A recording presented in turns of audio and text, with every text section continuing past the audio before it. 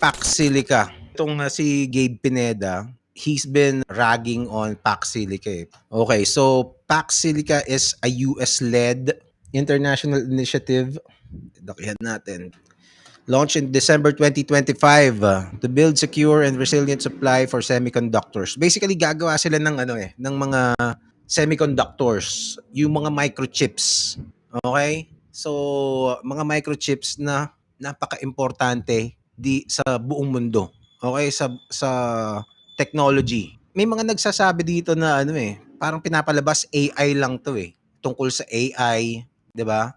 It's not just AI. Yes, kasama yung AI doon, pero yung mga microchips kasama yan sa lahat ng technology sa cellphone mo, sa mga kotse, sa mga GPS, sa mga PC, 'di ba?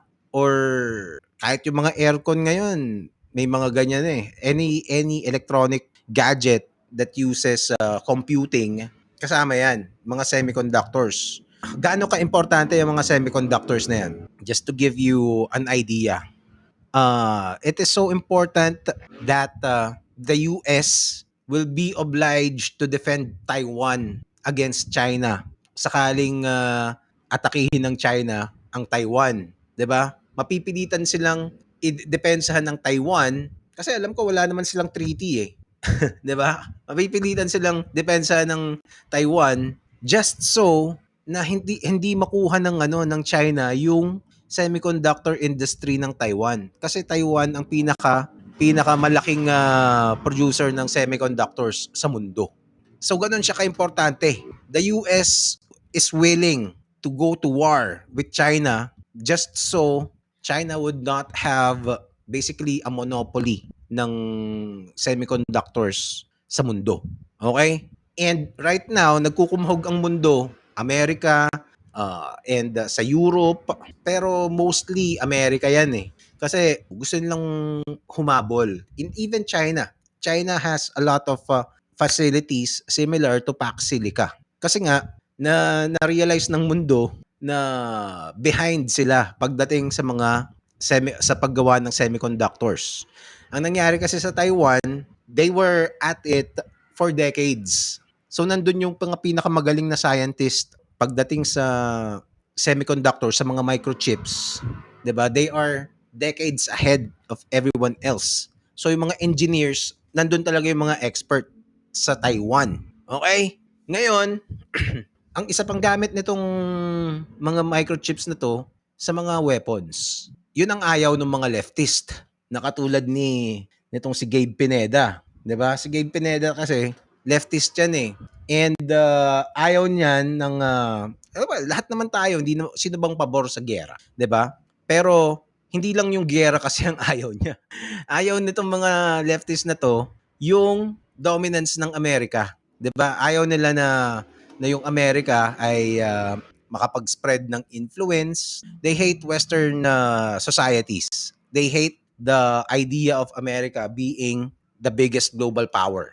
That's another thing about yung tinatawag nila na imperial, yung pagiging imperialist ng Amerika. Ayaw nila yon.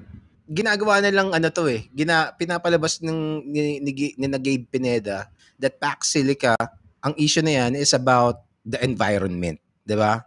Ano sinabi niya? If Pax Silica was so good, why isn't it being built on the US and Israel? Meron na doon. Okay, Gabe Pineda, meron ng mga facilities sa US at saka sa I don't know about Israel. Hindi ko na i-research. Okay, pero hindi lang sa US meron 'yan. Sa China gumagawa na rin sila niyan. Ang proof niyan ay dahil may AI technology na tayo na ginagamit sa ngayon. The fact na nakakagamit ka ng AI, that means na may mga facilities na nakatulad ng Pax Silica. Okay? Alam ko sa Texas merong ganyan. Alam ko somewhere else dun sa may mga dagat, di ko sure Microsoft has similar facilities. Google has similar facilities. Okay? So, mali ka dito. Madami ng mga facilities all over the world ang katulad sa Pax Silica. Pax Silica is not the first of its kind. Okay? So, this is a moot point. This is a stupid thing to say. Okay? This is a very ignorant thing to say. Ito yung nagiging pinapalabas nila na yan, na nawawalan ng tubig. The truth is, 90s pa lang, may mga ganyang balita na. And of course, hindi lang nung 90s nangyari yan. Laging nagkakaroon ng critical low ang anggat. Nangyayari din yan sa lahat ng dam ng Pilipinas, nagkakaroon ng ganyan talaga. 'Di ba? Kasi kakasimula pa lang ng rainy season eh. And anong nangyari? Tataas din yan pag nagdatingan na yung mga bagyo. 'Di ba? So, this is not new. 'Di ba? The Philippines, kasi ang sinasabi nila, yung Pac Silica would need millions of gallons of water para, kasi basically gagawa sila ng mga servers dun eh. Those servers are gonna need a lot of energy and a lot of water to cool it down, 'di ba? To regulate the temperature kasi sobrang umiinit 'yun eh. So kailangan ng tubig. Kaya nga yung ibang facilities, alam ko yung sa Google, yung mga facilities na similar, nasa ilalim ng dagat eh. Kasi yun nga, kailangan ng kailangan maging malamig. Kumbaga kasi para hindi mag-overheat yung mga servers na yan. Kasi tingnan mo yung computer nyo, yung laptop nyo, di ba? Yung mga makinarya na nagpapatakbo dyan, umiinit talaga. Laptop mo pa lang yun. Kahit nga yung phone mo minsan umiinit yan eh. Di ba? So what more, yung mga, let's say, isang facility ng mga servers na kasing laki ng SM Supermarket, 'di ba? Di lalong ang init noon, 'di ba? So kailangan nila ng tubig. And based dun sa research ko, ang sabi niya is teka, puntahan natin. Balikan natin 'to. Etong Pac Silica, gagawin siya sa Tarlac, sa New Clark City, Tarlac. I don't know why, kasi alam ko yung Clark may dagat dyan eh. Baka nasa ilalim na rin bakit hindi dun sa dagat siya ginawa, 'di ba? Yun ang isang tanong ko dito eh. Eto, sa Taiwan, madami ring mga companies like Pac Silica kasi nandun nga yung gawaan ng nandun nga yung gawaan ng mga microchips. Basically, ang US at Pilipinas ng pabrika ng mga microchips. Yun yung Pac Silica.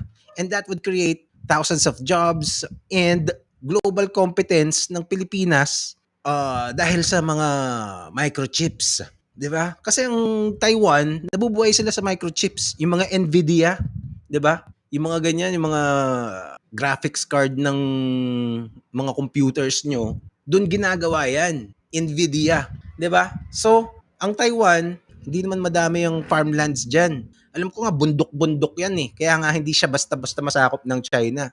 So, yung mga rice, hindi sila masyado diyan. Although may mga gubat naman sa Taiwan. Pero compared sa Pilipinas, hindi siya kasing tindi ng Pilipinas pagdating sa agriculture. Pero mas mayaman sila sa Pilipinas. Kasi una, mas konti sila doon, and yung produkto nila, it's not agricultural. Isipin mo yung let's say magi-import ng Pilipinas, isang barko ng kunyari saging, 'di ba? Isang barko ng saging. So magkano 'yon? Di ko alam kung magkano 'yon. I suppose mahal din 'yon, saging, isang barko na saging, 'di ba? Pero ikumpara mo 'yon sa presyo ng isang barko na graphics card, 'di ba? So mas malaki yung import nila. Kasi isang piling ng saging ganyan, 'di ba? Magkano lang yung isang ganyan? So magpalagay na di ko alam, 180, di ko alam. Di ko alam kung magkano ang saging ngayon per kilo. Gawin na nating mahal, gawin nating 500 isang ganyang kalaking space. Yung graphics card, magkano 'yun? Depende, may isang graphics card, mga 30k, 'di ba? Mga pinakamura yata ang graphics card ngayon nasa 8K, di na ako masyadong tapos mahina pa lang 'yun. Tapos yung mga mahal talaga umaabot ng mga 80K. So yung same space nun, sobra ilang ulit nung ilang saging ang katumbas nun, 'di ba? So magkakaroon ng opportunity ang Pilipinas na gumawa din ng ganong klaseng produkto, 'di ba? Tapos Gabe Pineda is worried about Angat Dam na lagi namang nagkakaroon ng critical lows every year. Normal naman 'yan eh, 'di ba? Bata pa lang ako nagkakaganyan na 'yan eh. Tapos napupuno ulit. 'Di ba? Gano'n naman siya. And then, another thing is pag yung pack silica, teka, dito si EJ Serio. Teka lang, EJ Serio. So, 90 million liters ang kailangan doon sa pack silica. Pag nakumpleto na nila yon, uulit-ulitin lang naman yun eh. Di ba? Hindi naman araw-araw kailangan yan ng tubig na ganun kadami.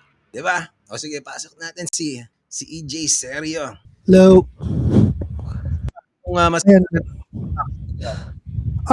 Okay naman sana may pros and cons kasi parehas yung ng pack silica eh. First of all, yung employment, kung gaano ba karami yung mga Filipinos na pwede nilang ma-hire through the college courses na related ay yun nga, yung college courses na pinagtapos nila at kung interesado ba silang magtrabaho sa pack silica, kung kailan man mabubuo yung building na yun dun sa Tarlac in the future. At ang other thing pa kasi is, I understand yung environmental would be yung future environmental repercussions, pero sabi nga naman ng iba, we would have to see pa rin yung result kung magkakaroon ba to talaga ng negative or positive impact. Kasi hindi pa naman nabubuo yung building, hindi pa naman nakukuha yung mga supply. So, yun, medyo tinatansya ko na yung ko sa pack silica. Ayoko naman maging one-sided lang na hindi to maganda to. Kailangan namang balansihin yung pananaw natin sa pack silica. At saka, Tama. at ang other thing kasi is yung nga, employment, environmental future repercussions or positives, yung red tape pati siguro. I mean, kung gaano yung intervention ng government dyan or investment pala, not intervention, investment. Kasi may mga companies na rin dito dati na 'di ba nag-invest, nagtayo ng mga building, tapos kalaunan umalis din gawa ng bureaucratic system na either hina-hijack ng government or something else. Yun yung sa tingin ko doon. At saka makakabuti din naman to sa militarily speaking. I know some of the people on the left would hate me for this dahil nga I do like our armed forces and gusto kong ma-modernize nga yung AFP natin kasi huling-huli na rin talaga tayo sa modernization program. Nice. Tama. I agree with you, EJ Serio. Pero about the employment, 'di ba? It's natural na konti lang yung mga Pinoy na makukuha dito, lalo na yung sa mga main people doon kasi hindi naman tayo ganun ka-trained pagdating doon sa technology. Yun So, nga eh. we will need to, you don't just hire someone. Kaya nga 'di ba, yan ang minsan hindi na nagegets ng mga Pilipino eh. 'Di ba yung ibang mga yung ibang mga construction firms na galing sa China, 'di ba? Nagdadala sila ng mga Chinese na workers. Tapos nagagalit yung mga Pilipino kasi bakit mga Chinese yung mga pinapapunta mo? Eh dami-daming Pilipino walang trabaho. Which is tama naman. Pero ang pinapapunta nila yung mga operators ng mga makina, 'di ba? Sila yung marunong eh. Ang choice mo kasi magte-train ka pa ng ilang taon na Pilipino bago ka makapagsimula or mag-import ka na lang ng mga marunong na, 'di ba? So I think that's reasonable. Kaya sila kailangan mag-angkat ng mga Chinese na workers. So the same thing din yun dito sa Pac Silica. Mag-hire ka nga ng Pilipino tapos anong gagawin nila doon? Tutunga nga lang sila kasi hindi naman nila alam kung paano gawin eh, 'di ba? After that, for sure, yung mga experts na foreigner na malamang Taiwanese din yung mga pupunta diyan eh kasi sila yung mga galing talaga eh, 'di ba? So sila yung mga magte-train sa mga Pilipino, then after 10 years, siguro 15, 20 years, probably mga Pilipino na halos lahat ang mag-ooperate niyan. That is considering na magiging successful yung but it's not gonna happen tomorrow. Kasi wala talagang kahit ako mag-apply ako doon, anong gagawin ko doon? Malay ko ba sa paggawa ng mga microchips na yan? Ilan ba yung mga engineers natin na marunong yan? Sabagay. Well, ayun nga yung problema din talaga, kulang sa experience yung mga college, yung mga nag-graduate ng college in relating to the courses of technology talaga. Yun talaga yung Hindi lang yun EJ eh. Kasi unang-una, napaka-specialized na trade nitong mga superconductors na to. Kailangan mo talaga ng special training diyan. Hindi yan walang kurso na ganyan sa Ateneo. Walang kurso na ganyan sa wala talaga, 'di ba? So wala ka talagang choice kundi pumunta doon sa mga lugar na merong experts nito. Tapos sila magtuturo sa atin. Kung let's say nasa 50 years na tapos wala pa ring Pilipino na natuto, na hindi nila tinuruan mga Pilipino, doon mali talaga 'yon. Pero siguro within 5 years pa lang dadami na yung mga Pilipino diyan eh, mga 10 years. And then eventually, tayo na yung magiging independent na tayo. Kaya na nating suportahan yung ganitong klaseng industry, 'di ba? And hindi mangyayari 'yan if we're not gonna start somewhere, 'di ba? Kahit tuturuan pa lang tayo ngayon, hindi tayo matututo niya kaysa naman pupunta ka pa sa let's say mga Filipino scientist, pupunta sila sa Taiwan or sa US or sa China para matuto niyan tapos saka sila uuwi dito. Maghihintay pa tayo ng napakatagal. So ang gawin natin, gumawa na tayo ng facility, mag-import tayo ng marunong, turuan yung mga Pilipino dito, and then move along. That's the smartest way to do it. Alright, we'll see where it goes. Okay, fair enough naman 'yun. Kasi itong mga katulad ni na Gabe, sa totoo lang, alam mo 'to, EJ, seryo, ayaw lang talaga nila yung ano, sa Amerika. Kaya kaya nagkakaganyan 'yan. What do you think? There's a certain truth of that na mas matindi yung anti nila US shtick nila kaysa sa akin. Aaminin ko naman 'yon kasi ako naman I'm trying to get nuance to the pros and cons ng Philippine and US relations overall. Oo. Hindi na ako yung basta-basta kasi siguro dati junkie ako na anti-imperialism ng US even though I like the Democratic Party, which is ironic. So pero Oh. yun nga, hindi naman maganda 'tong mga rant ng iba sa kanila, eh. May iba pa diyan sa FB na mas maganda yung take tulad ni Morning Coffee Thoughts, maganda yung take niya diyan sa Pax Silicas. Tapos si Prof. Antonio Contreras maayos rin yung take nila diyan Anong sa sabi ano sabi nila? Hindi ko nabasa, eh. wait lang eto, mahaba kasi yung ano ni Morning Coffee Thoughts, eh. Hinahanap ko yung ano niya, eh, hinahanap ko yung Anti ba siya or hindi? hindi naman sa anti or pro-US, parang binabalanse niya lang yung ano, yung take niya sa geopolitics. Oo. Kasi ang importance nito kasi may mga sa art community may ano rin eh, meron ding mga anti dito sa Paxilica because of AI. Yeah, oo. Oo, Because para medyo frustrating 'yun para sa akin kasi hindi lang naman AI art ang silbi ng AI, 'di oo, ba? hindi May 'yun ang isang ano nila eh, na parang teka, hindi lang naman AI art 'yan. A lot of things, yung GPS mo, yung cellphone mo, yung internet mo, gumagamit ng ano 'yan, ng mga technology na puwedeng gawin dito sa Pilipinas, 'di ba? Na dito sa Paxilica pala rather. It's very narrow-minded doon sa ano eh, kasi madaming mga artist na babaliw sa AI eh, 'di ba? Pero gumagamit din naman sila. well, guilty ako, gumagamit ako Oh, ng AI. naga I use it for my fan fiction stories. Like, I will literally copy paste what I prompt to the cloud, then yun yung ginagamit ko for my fan fiction stories. Nasaan yung mga stories na 'yan? Mga kabastusan 'yan, EJ, Oh, seryo, ha? hindi. Wala, Ha? wala. Sa Nasaan? Wattpad 'to, sa May Wattpad ko lang. may Wattpad ka? Oo. Hayop ka. Oo. Nakakailang gawa na ako actually.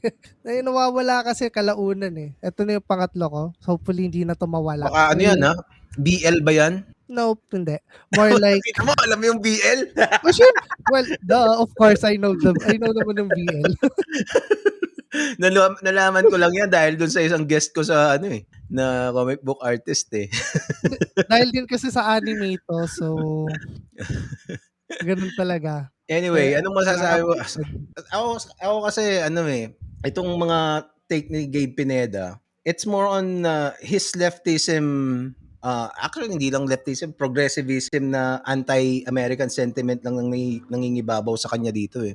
So, and then ang problema diyan, typically they would hide it in the guise of environmentalism, 'di ba? They would hide it to I think the guise ah, pero I don't think we should ano naman, we should not downplay naman yung environmental concern. I think mali lang talaga yung hindi naman mali, sablay yung sasabihin ko na messaging nila pagdating sa issue na 'to. Hindi objective 'tong take nila na kasi 'pag unang-una, yung water na sinasabi nila, 'pag nakolekta nila yun, kasi ang sinasabi nila, they're just gonna collect rainwater hanggang sa makaipon sila. Eh, sa dami ng tubig sa Pilipinas, 'di ba? Yung mga pagbaba ng mga tubig sa Angat Dam, it's a cycle 'yan, may ganyan talaga, nangyayari talaga 'yan. So, yun nga lang minsan hihina yung tubig sa gripo mo, 'di ba? Hmm. Pero I don't know, hindi pa naging ano 'yan, kakulangan lalo dito sa Metro Manila na talagang super lala na. May kasalanan din naman yung mga ano, yung mga water companies, eh, Oh, yun totoo yun, 'di ba? dito. Lalo na yung crime water. Well, I'm sorry to say but it's a crime water. Wala akong problema doon na mag-complain tayo about Maynilad, about Prime Water. Pero Mm. ang dating kasi nitong sinasabi ni Gabe Pineda, parang mauubos yung tubig sa Pilipinas, eh. 'Di ba gano'n ang litanya niya, eh. Hindi mauubos ang tubig sa Pilipinas. Eh, yun nga, sa'kin na lang, we'll have to see in the future talaga. Oo. It's physically impossible na maubusan ng tubig. Maaring ma-mishandle yung, let's say The yung mga reserves, leftist yung mga leftist pa naman ayaw na gumagawa ng dam, 'di ba? Eto si Gabe Pineda, ginagamit niya rin yung ano, ayaw niya sa Amerika pero Facebook siya ng Facebook. Basically empleyado siya ni Mark Zuckerberg, eh, 'di ba? Kasi meron siya nitong mga ano, eh, 'di ba? Ito parang cut through the noise, 'di ba? So kumikita siya dahil sa Facebook. Tapos ayaw niya ng US imperialism, eh, pero beneficiary naman siya. If you really look at it, the hypocrisy is glaring.